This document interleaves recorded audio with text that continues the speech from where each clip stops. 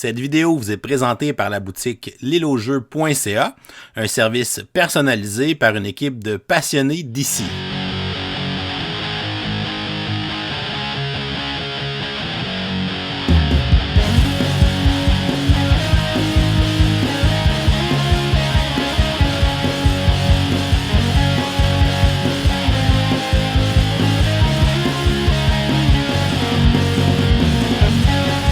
Salut les gamers, bienvenue à Professeur Board Game, je m'appelle David. Aujourd'hui à Board Game 101, je vous présente le jeu Marabunta. C'est un jeu édité en 2023 par Space Cowboys et qui est distribué au Québec par Asmodee Canada. C'est un jeu qui nous vient de l'auteur très prolifique, le Dr. Rainer Knizia, et c'est un jeu pour uniquement 2 joueurs, donc c'est un jeu duel. Les parties vont durer environ 30 à 45 minutes. Le but du jeu est de marquer le plus de points. Les joueurs vont incarner une colonie de fourmis qui va se disputer le territoire. C'est donc un jeu de roll and ride, donc un jeu à cocher, sur lequel on va écrire sur un plateau effaçable. C'est un jeu de contrôle de territoire et de contrôle de majorité.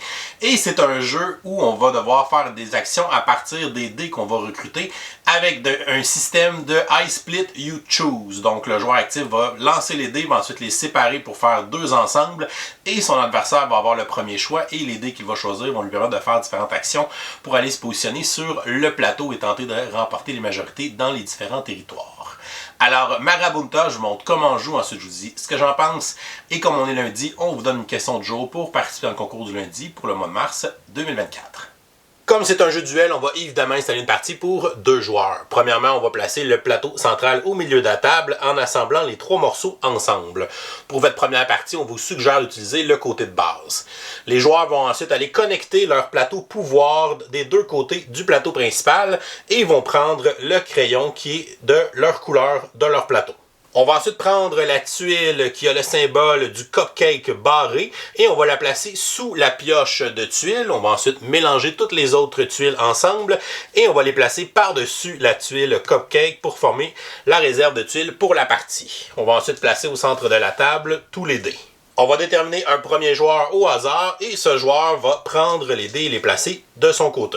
Une partie de Marabunta se joue en plusieurs manches. Au début d'une manche, le joueur actif qui possède les dés va révéler la première tuile et va ensuite lancer tous les dés et il devra séparer la tuile et les dés obtenus en 2 ensembles différents. Chaque ensemble doit contenir au minimum un élément et par la suite, son adversaire va choisir un des 2 ensembles qui aura été fait et va utiliser les dés et la tuile dans cet ensemble pour pouvoir faire des actions et se positionner sur le plateau central. Les actions vont nous permettre de prendre possession des différents territoires sur le plateau pour étendre notre influence dans les différentes régions de couleurs. On va aussi tenter d'augmenter les valeurs de scoring dans les feuilles du plateau principal et on va tenter de progresser sur les pistes caisses pour débarrer des bonus sur notre plateau pouvoir ou bien sur la piste de cupcake pour marquer des points de victoire. Et on va enchaîner des manches jusqu'à temps qu'on déclenche une des 3 conditions de fin de partie. À ce moment-là, on va passer au décompte final des points et le joueur qui aura le plus de points sera déclaré vainqueur. Au début d'une manche, le premier joueur, celui qui est en possession des dés, va révéler la première tuile de la pioche et la placer face visible à côté des dés. Par la suite, il va prendre tous les dés et va les lancer pour regarder les résultats obtenus. Et par la suite, il devra séparer tous les dés ainsi que la tuile de façon à former 2 ensembles. Peu importe le nombre d'items qu'il y aura dans chacun des ensembles, mais il doit au minimum mettre un item dans chacun des ensembles. Donc, par exemple, le joueur pourrait décider de placer le dé de valeur 0 avec la tuile, de placer le 1, 2, 3 ensemble et de placer les 2 caisses dans l'autre ensemble à côté. Une fois que le premier joueur a séparé tous les items en 2 ensembles, son adversaire va choisir un des 2 ensembles et va pouvoir ensuite exécuter ses actions à l'aide des dés et de la tuile qui va se trouver dans cet ensemble. Donc le joueur bleu va décider soit de prendre les dés ici 1, 2, 3 ou bien de prendre la tuile avec le dé de valeur 0 et les 2 caisses. Notre joueur bleu décide de prendre l'ensemble qui contient la tuile ainsi que les 3 dés, il va les placer à côté de lui et par la suite il va passer à sa phase d'action, il va donc pouvoir utiliser les actions des 3 dés ainsi que de la tuile dans l'ordre de son choix. Au fur et à mesure qu'il va exécuter ses actions, il va pouvoir replacer les dés au centre de la table et la tuile, une fois utilisée, va être mise dans la boîte de jeu. Et par la suite, le joueur rouge va faire ses actions avec l'ensemble restant. Donc, il va pouvoir utiliser les actions des résultats 1, 2 et 3 sur ses dés dans l'ordre de son choix. Et lorsque ce sera fait, il va replacer les dés au centre. Et on va ensuite changer le premier joueur pour passer à la prochaine manche. Maintenant, regardons en détail les actions que les joueurs peuvent effectuer en utilisant les faces des dés ainsi que les effets des tuiles. Toutes les faces de dés qui possèdent des chiffres vont nous permettre d'aller prendre possession des territoires qui sont sur le plateau principal pour tenter d'être majoritaires dans les différentes zones de couleurs du plateau principal pour marquer des points à la fin de la partie. Tout au long de la partie, les joueurs vont utiliser le crayon de leur couleur pour aller indiquer les chiffres de leur territoire sur le plateau principal. Les joueurs ont des restrictions à suivre pour aller écrire des chiffres sur les territoires du plateau principal.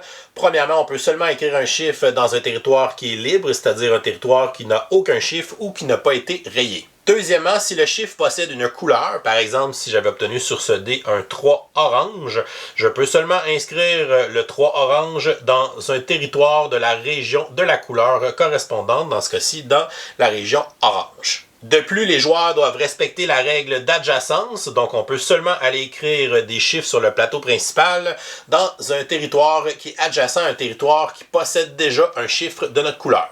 Au début de la partie, les joueurs n'ont aucun territoire sur le plateau principal, donc ils ne peuvent pas respecter la règle d'adjacence.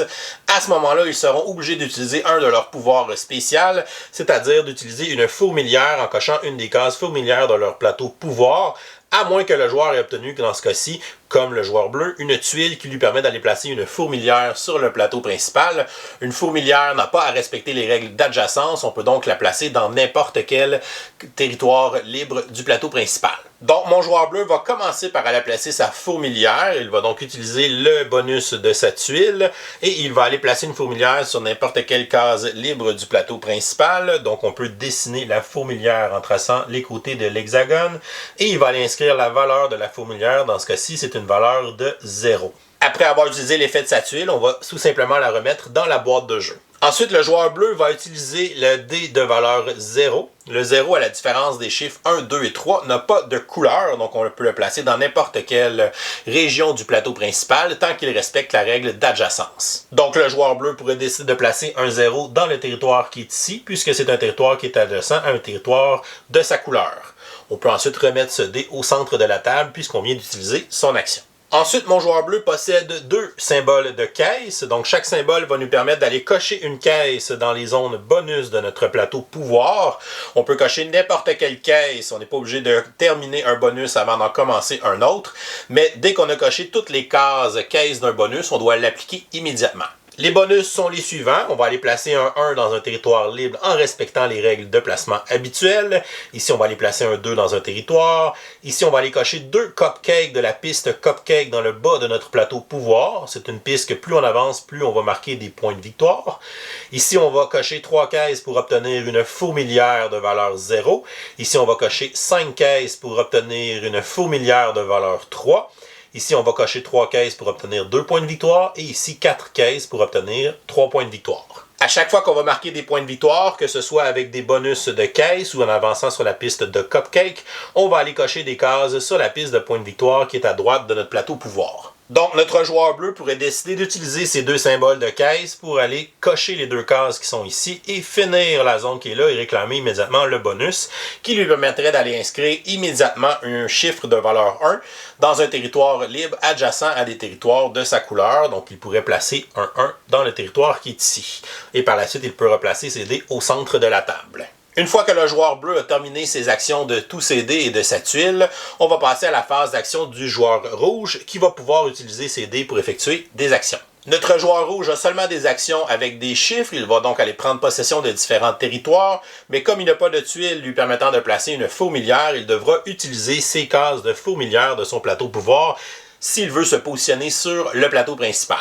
Donc, il pourrait commencer par utiliser son dé de valeur 3 vert. Il peut donc seulement le placer dans la zone verte.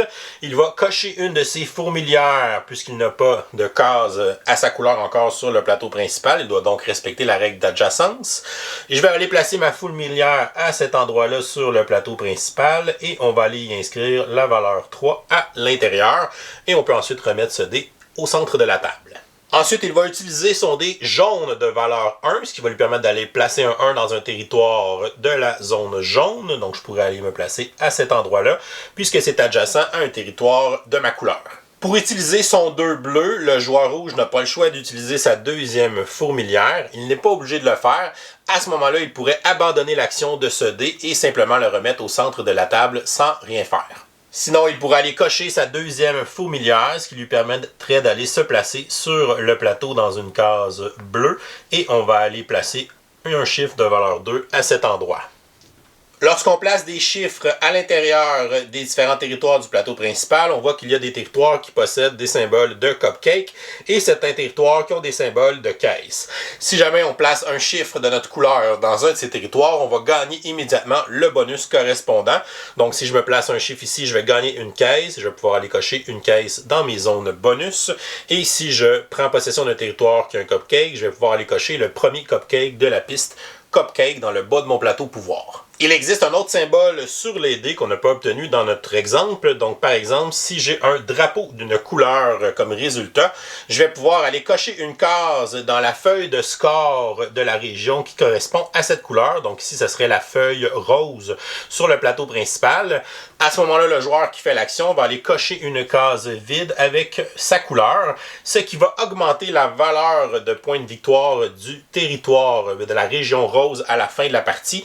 Donc, le joueur qui aura la plus haute somme de chiffres dans une région va marquer des points égaux au nombre de points de sa couleur qui a été coché dans la zone de score de la région de cette couleur.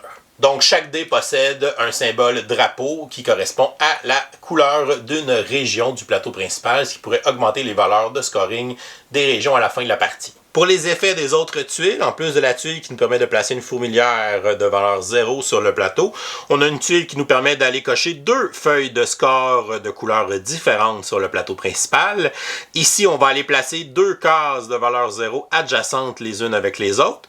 Ici, on va aller cocher deux cases du plateau principal, n'importe lesquelles, mais elles doivent être adjacentes.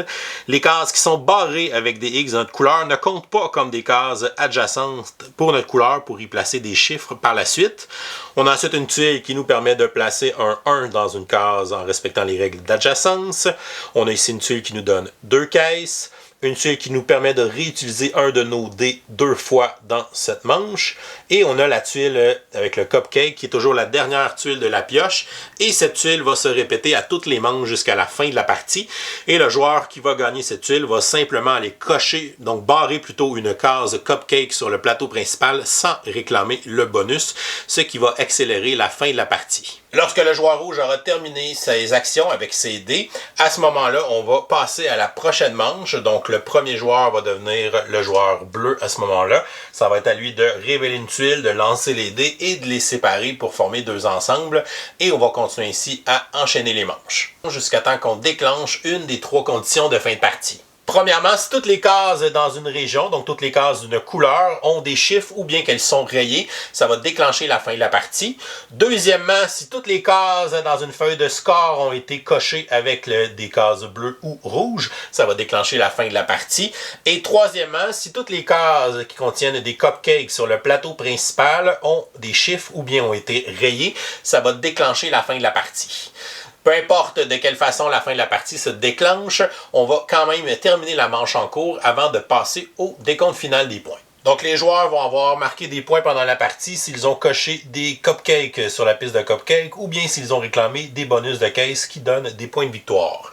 En plus de cela, on va aller calculer les points des différents territoires avec les majorités, donc savoir quel joueur est en majorité dans chaque territoire de chaque couleur du plateau principal. Commençons par le territoire blanc. On va additionner les valeurs de chiffres des deux joueurs et celui qui a la plus haute valeur va être le joueur majoritaire. C'est donc lui qui va scorer les points pour ce territoire. Donc dans le territoire blanc, on a le joueur rouge qui est à 2, 5, 7 et le joueur bleu seulement à 2. C'est donc le joueur rouge qui est majoritaire. Et il a 3 points de cocher dans la zone de score blanche. Il va donc marquer 3 points de victoire. Ensuite, pour la zone orange, on voit que c'est le joueur bleu qui est en majorité. 2, 4, 5, 6, 7 contre 2. Donc, c'est lui qui va scorer la zone orange et il va scorer pour 2 points puisqu'il y a 2 points de cocher sur la feuille orange. Ensuite, on a le territoire vert. On a le joueur bleu qui a une valeur de 1 et le joueur rouge qui a une valeur de 8. C'est donc le joueur rouge qui va aller marquer ici 4 points, puisque la zone de score vaut 4 points pour lui. Il va donc marquer 4 points dans sa zone de score. Ensuite, la territoire jaune, on a le joueur rouge qui a 3 et le joueur bleu qui est aussi à 3. C'est donc une égalité. Il n'a pas de joueur majoritaire. À ce moment-là, aucun joueur ne va marquer les points. Pour la zone bleue, on a le joueur bleu qui a seulement 1 et le joueur rouge qui a un total de 6. C'est donc lui qui va scorer. Il va scorer 4 points de victoire. Il va donc avancer de 4 sur sa piste de score.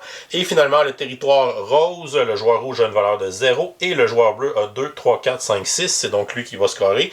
Et il a 4 points qu'il va scorer sur la zone rose. Il va donc scorer ses points sur sa zone personnelle. Et après avoir scoré les points des 6 régions, le joueur qui aura le plus de points dans sa zone de score sera déclaré vainqueur. Si jamais on a une égalité, c'est le joueur qui a coché le plus de cupcakes sur sa piste cupcake qui départage l'égalité. Sinon, c'est le joueur qui a déclenché la fin de la partie qui va remporter la partie. Et voilà, c'est comme ça qu'on joue à Marabunta. Je vous reviens avec mon opinion personnelle. Qu'est-ce que je pense de Marabunta? On va commencer par les côtés positifs. C'est vraiment une belle petite production, encore une fois. C'est la gamme des jeux à 2 joueurs de Space Cowboy. Donc c'est tout le même format de boîte. Donc petite boîte très compacte qu'on peut traîner avec soi, qui prend pas beaucoup de place aussi quand on déploie le jeu.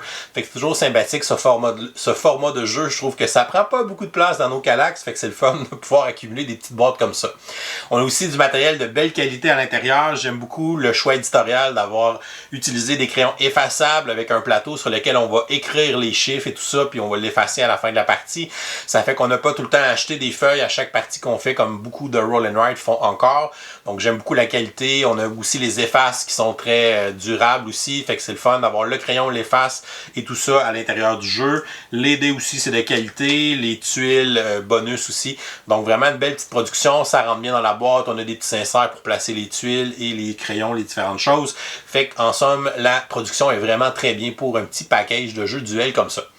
Pour le gameplay, c'est des jeux de Reiner Knizia. On est tout le temps un peu à l'affût de ces jeux-là parce que c'est un auteur évidemment qui est très prolifique. Mais des fois, c'est un auteur qui nous fait du réchauffé. Puis des fois, je trouve qu'il réutilise un petit peu trop les mêmes affaires. Donc là, j'ai été agréablement surpris dans celui-là parce que déjà, mécaniquement, on s'en va ailleurs. Donc un jeu duel qui utilise la mécanique de I Split, You Choose, qui est quand même assez particulier parce que souvent c'est dans des jeux multijoueurs qu'on va plus la retrouver parce qu'un joueur va se séparer, va former des ensembles, puis là après ça les autres joueurs vont tous choisir un ensemble, puis lui va choisir le dernier. Fait que ça le force à réfléchir, à faire des ensembles équilibrés pour pas qu'il se ramasse vraiment avec un ensemble qui est vraiment moins bon que les autres vu qu'il prend le dernier choix. Donc il ramasse en fait ce que les autres n'ont pas choisi. Je trouve que c'est une mécanique le fun parce qu'il faut tout le temps que tu sois dans la tête des autres adversaires, faut tout le temps que tu te demandes qu'est-ce que eux veulent, qu'est-ce qu'ils sont prêts à sacrifier pour vouloir. Tu vois le dé que l'autre va vouloir le plus, mais là si je sais qu'il veut ce dé là, à quel point je mets juste un autre dé avec, est-ce qu'il va le prendre ou il va prendre tous les autres dés parce que finalement le dé qu'il veut le plus il est pas tant bon s'il me le laisse. Fait que c'est vraiment très le fun les réflexions que ça va nous amener à chaque tour, d'essayer justement de séparer ces ensembles là, puis des fois on s'arrache un peu la tête à essayer justement d'équilibrer ces ensembles là, puis là on réfléchit, on bouge les dés, puis là on y pense encore, puis là un moment donné, ok, c'est beau, c'est ça mes ensembles. Puis là, l'autre joueur fait comme, ok, je prends lui. Puis là, t'es comme, ah, shit, il a même pas hésité 2 secondes. J'ai peut-être donné trop d'affaires dans cet ensemble-là. Puis là, moi, je suis pris avec un ensemble qui est un peu moins efficace. Mais après ça, c'est à l'autre tour, c'est lui qui va faire la décision de trancher puis de séparer les groupes. Puis c'est moi qui choisis en premier. Fait que c'est vraiment une dynamique qui est le fun. Puis à 2, ça fait vraiment une belle tension à l'intérieur du jeu. Puis ça, on le sent, cette tension-là, dans le jeu duel. Fait que ça, c'est super intéressant. J'avais peur que ça fonctionne pas bien à 2 joueurs, un I Split ou Choose, mais finalement c'est très cérébral et ça nous force justement à réfléchir comme notre adversaire puis essayer de voir qu'est-ce que lui veut faire, qu'est-ce qu'il est prêt à sacrifier pour faire les meilleurs moves. Fait que j'ai vraiment très apprécié ce côté-là dans un jeu duel. Pour la version du jeu au Canada, on a les 2 livres de règles, donc français et anglais à l'intérieur du jeu. Donc le jeu est totalement bilingue, on n'a aucun texte sur les composantes du jeu, fait qu'avec le livre en français, tout se passe très bien. Fait que ça c'est toujours le fun, on est sûr d'avoir les règles en français quand on l'achète ici. Fait que ça c'est toujours sympathique. C'est un jeu que les règles à la base sont vraiment simples, donc on utilise les actions qui sont les dés. On a des chiffres qui nous permettent d'aller prendre le contrôle des territoires. Puis le côté contrôle de territoire, il est très cutthroat dans ce jeu-là. On va essayer justement de bloquer ou de faire des lignes avec nos territoires pour justement empêcher l'autre de passer puis qu'il aille réclamer des bonus ou qu'il vienne s'installer dans telle zone. Des fois, on fait comme une frontière sur une zone pour l'empêcher de rentrer, être sûr que c'est nous autres qui score. Fait qu'il y a vraiment une belle interaction, un bel affrontement qu'on sent à l'intérieur du jeu. Donc le contrôle de territoire, le contrôle de la majorité parce qu'on veut être celui qui a la plus haute somme de chiffres dans une zone pour la scorer à la fin de la partie. Fait qu'il y a vraiment une belle tension qui s'installe avec ce système-là, donc ça fonctionne encore une fois très bien. Les symboles de drapeau, ben, c'est très simple, ça fait augmenter notre score, fait que c'est des choses qui sont quand même assez importantes dans le jeu. Si on voit justement qu'une zone va donner 4-5 points à l'autre, ben justement on va essayer peut-être d'aller placer des chiffres dans cette zone-là pour tenter de lui enlever, pour pas qu'il score trop de points dans le décompte final. Puis sinon, on a des zéros des fois qui peuvent nous donner un petit peu plus de jeu parce qu'on peut les placer sur n'importe quelle couleur, alors que les autres chiffres, on va les placer évidemment dans les zones des couleurs respectives. Puis on a les tuiles qui ont un petit effet un peu imprévisible parce qu'on a différentes tuiles, on en a 8 au total. Fait que généralement on passe au travers des 8 tuiles, puis on va faire quelques tours des fois avec la tuile des cupcakes. C'est la plupart des games que j'ai joué, c'est ça qui déclenche la fin de la partie quand il n'y a plus de cases de cupcake parce que justement la dernière tuile accélère cette condition-là. Fait que la partie s'éternise pas, donc ça rentre vraiment bien dans un 30-40 minutes, donc c'est très compact aussi en temps de jeu. Fait que c'est, on sent qu'on a eu des bonnes décisions, qu'on a fait une bonne guerre à notre adversaire à la fin de la partie. C'est satisfaisant quand on termine. Donc, vraiment une belle dynamique le côté gameplay. Pour donner un peu plus de variété au jeu, on a mis un plateau qui est recto-verso, donc vous avez un côté avancé. La différence, c'est que la zone bleue, au lieu d'être une grosse zone homogène comme les autres territoires, c'est une zone qui est fracturée, donc vous avez plein de petits hexagones bleus qui sont éparpillés un peu partout sur le territoire du plateau principal. Fait que c'est une dynamique un peu différente. Et en plus de ça, de l'autre côté, vous pouvez aussi aller de l'autre côté avec les plateaux des joueurs, donc les plateaux pouvoir.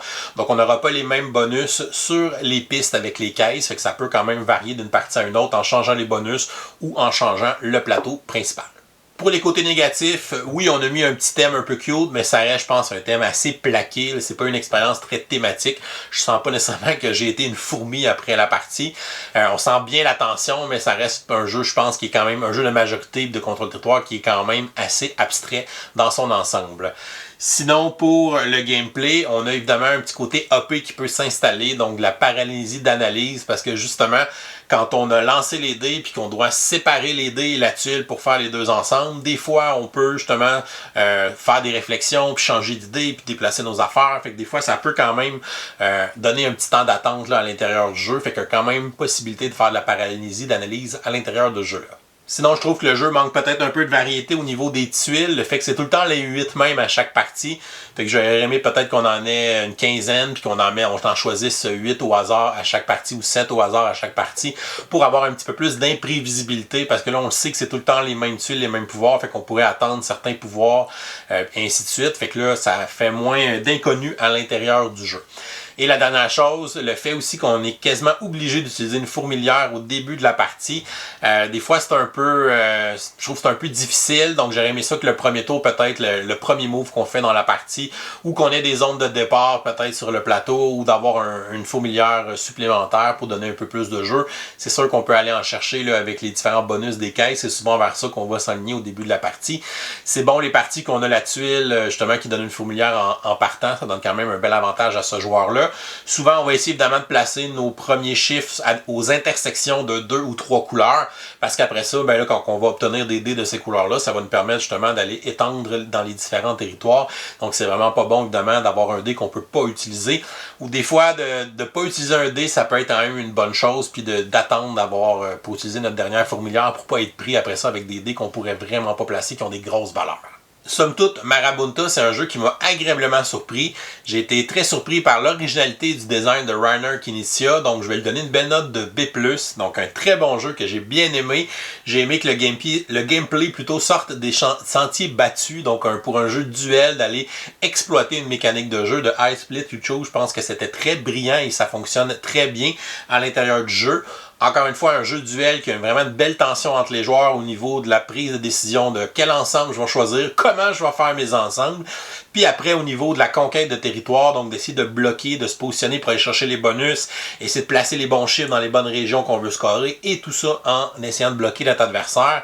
Donc c'est vraiment très bien la tension au niveau du duel pour Marabunta. Donc j'ai vraiment bien aimé ce petit jeu-là, duel là, de la gamme de Space Cowboy, des jeux à deux. Et voilà, c'est tout pour aujourd'hui. Oh, c'est vrai, on est lundi. On va donc vous donner une question du jour pour participer au concours du lundi pour le mois de mars 2024, dans lequel vous pourriez gagner un kit de démarrage de Star Wars Unlimited, le nouveau jeu de cartes à collectionner. Donc, la question du jour est la suivante. Quel est votre jeu duel favori? Donc, vous nous laissez la réponse en commentaire YouTube sous la vidéo pour enregistrer votre participation. Et si vous nous supportez sur Patreon pour au moins 5$, vous aurez aussi une participation automatique à chaque lundi. Donc, bonne chance à tous pour ce nouveau concours. Si vous n'êtes pas encore abonné à la chaîne, vous pouvez le faire en cliquant le petit bonhomme ici en bas de l'écran. Sinon, vous pouvez nous suivre sur Facebook, Instagram à Professeur Board Game.